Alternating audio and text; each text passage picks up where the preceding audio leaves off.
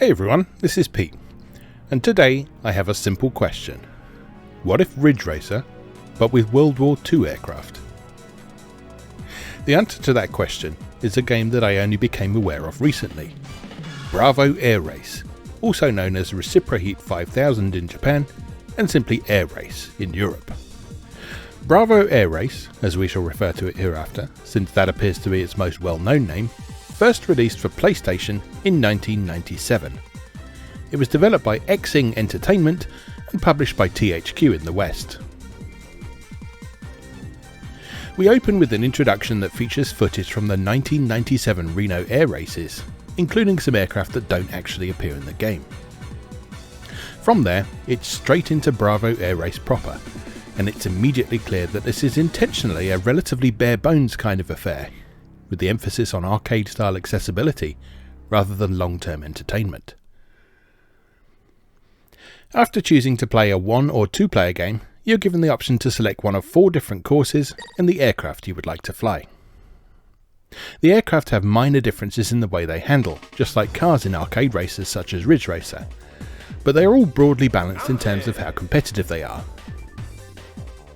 Amusingly, this also goes for the F-16 Falcon and F-117 Nighthawk aircraft that occasionally show up as computer-controlled racers. In reality, a plane like a Pitts Special or a Spitfire would never keep up with one of these jet-engine monstrosities, but in the world of Bravo Air Race, every plane is almost equal. Indeed, this remains the case if you make use of the hidden cheats to access the F-16 or F-117 for yourself. Bizarrely, after selecting a plane, you're given the option of choosing what appears to be automatic or manual transmission. Since planes don't have gears though, this actually relates to whether or not the game provides assistance to you while flying. In automatic mode, your plane will follow the rough contours of the course, meaning you only need to worry about altitude during drastic changes of elevation and can instead concentrate mostly on turning around corners. In manual mode, meanwhile, you have complete control of your plane and must worry about going up and down as well as left and right. Races unfold in a classic arcade-style timers and checkpoint sort of way, with a countdown timer constantly urging you onwards with the threat of disqualification if you waste too much time. It's relatively lenient, particularly on the earlier courses, so the real challenge is reaching the end of the race in first place, rather than simply clearing the course before time expires. There are a few little tricks that can help you out along the way. Firstly, there are a few pickups here and there that can help you out with speed boosts and additional time, though there's also one that causes sudden deceleration, which is not always what you want. Secondly, if you find a suitable straightaway, you can perform a stunt roll in order to gain bonus time, though you have to time this carefully since you can't steer while performing the stunt. Although you're piloting aircraft in Bravo Air Race, you're pretty limited in where you can fly. The races effectively unfold inside invisible tunnels, meaning you can't ascend above a certain altitude without grinding almost to a standstill, accompanied by the announcer yelling "course out" at you. This initially feels a bit unnatural, but once you get a feel for how the courses are designed, and how you generally simply need to stay below the top of the walls on either side of the track, it becomes less of an issue. Once you figure out how the game handles, and it's worth noting that this game is making no attempt whatsoever to convince us that it's supposed to be realistic, it's rather satisfying to fly around the various courses and master the trickier obstacles you have to contend with. The different planes handle markedly differently, so it's worth trying them all to pick out a favourite, or to challenge yourself with one that you find harder to handle. The addition of altitude to the mix as well as cornering makes for a fun twist on the arcade racer genre, and the whole thing is presented in a way that certainly wouldn't have looked out of place on a mid-90s arcade machine, particularly with its pleasingly cheesy Red Book audio streamed from CD while you play. Reviews weren't especially kind to Bravo Air Race at the time of its original release, however, due to a combination of factors. IGN, for example, criticised the game's pop-up, noting that it made it impossible to judge any upcoming turn. They also felt that the game's textures blended together too much in tunnel sequences, making it difficult to distinguish between walls and pathways forwards. Both of these points are something of an exaggeration. While the pop-up is definitely noticeable, it's rare that it's so bad you can't see what's coming next. and part of the fun of arcade races is learning the courses anyway. On top of that, there are no points where the texture of a tunnel makes it unclear as to which way you're supposed to be going, particularly if you're following the guideline, which is turned on by default. GameSpot meanwhile made the bizarre assertion that Bravo Air Race looks and sounds like a late generation TurboGrafx 16 title, despite the poor old PC engine not being especially known for its 3D capabilities, even with its CD-ROM add-on. Interestingly, neither review commented on the fact that the game has only 4 courses, which would be enough to get Steam reviewers tumescent with rage about lack of content in 2023.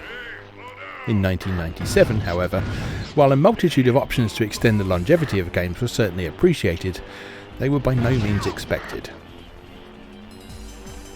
The original Ridge Racer was still regarded as an essential purchase for the PlayStation after all, and that also only has 4 courses, 2 of which are simply the first 2 in the other direction, and all of which are set in the exact same environment. Instead, like a good arcade game, the longevity in Bravo Air Race is intended to come from challenging yourself to constantly improve a little bit at a time. Shave a few seconds off your best lap times, keep topping your own leaderboard, and perhaps challenge a friend or two to see who really is the best, either in the game's split-screen simultaneous 2-player mode, or in the dedicated time trial option. Were it to be released today, Bravo Air Race would probably sink without a trace.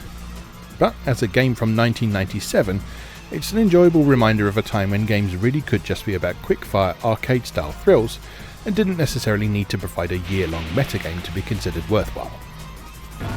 While the reviews of the game weren't particularly great at the time, and some of the criticisms are absolutely valid, I feel that Bravo Air Race is an enjoyable game worth spending some time with.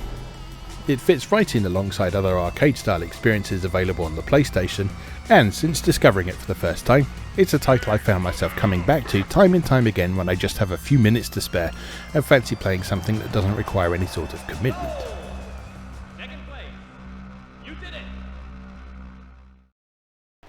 There's also a Japan-only sequel called Air Race Championship.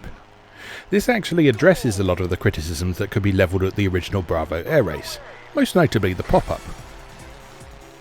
In the second game, the graphics have quite a bit more detail and a considerably more impressive draw distance, albeit at the expense of frame rate and control responsiveness.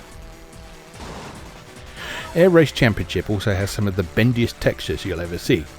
For those less familiar with the original PlayStation, most 3D polygonal games were subject to a certain amount of texture warping, but it seems to be a particular issue here. While the slightly more sluggish nature of the second game gives it a rather different feel in terms of handling, after a bit of adjustment it actually feels quite comfortable to fly. A welcome addition is the ability to roll your plane with the shoulder buttons, allowing you to make tighter turns without having to slow down as much. The overall metagame in Air Race Championship is much more substantial too. Now, instead of having access to all planes except the secret ones from the outset, you have to unlock different planes by spending prize money from races on them. Not only that, but that prize money can also be spent on upgrading the various statistics of each plane. There are also additional tracks to unlock, as well as a mirror mode, giving the game as a whole a lot more potential longevity. Whether or not it's better than Bravo Air Race is perhaps up for debate, however. The performance is noticeably more sluggish than the first game, and some people may find that not to their taste.